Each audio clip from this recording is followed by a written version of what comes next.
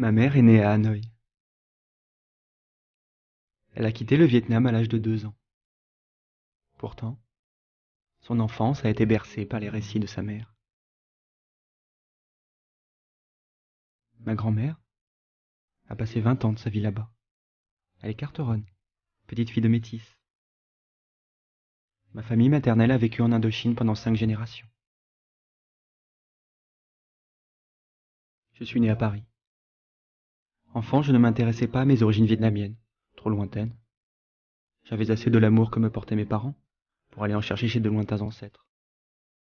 Même s'ils avaient véritablement vécu, ils n'étaient, pour moi, enfant, que des figures romanesques, des êtres d'un autre temps.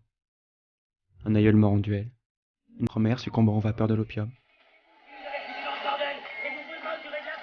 Quant au Vietnam, ma connaissance se limitait à ce que j'avais pu en voir dans les films, et ce que j'en avais appris en classe d'histoire. Je voyais le Vietnam comme un pays continuellement envahi, oppressé par un colonialisme français partial, puis ravagé par une guerre fratricide jusqu'en 1975.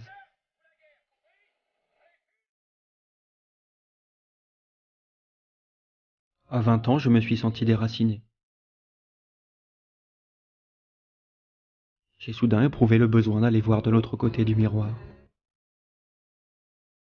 Mais je ne souhaitais pas faire revivre le passé, en fouillant dans des caves poussiéreuses. Je veux rencontrer les vivants, le Vietnam d'aujourd'hui.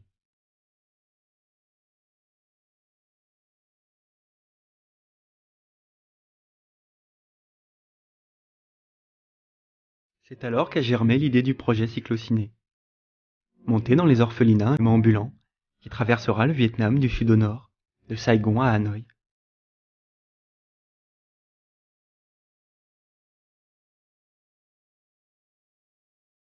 Seul un orphelinat près de Canto a pu nous donner son accord.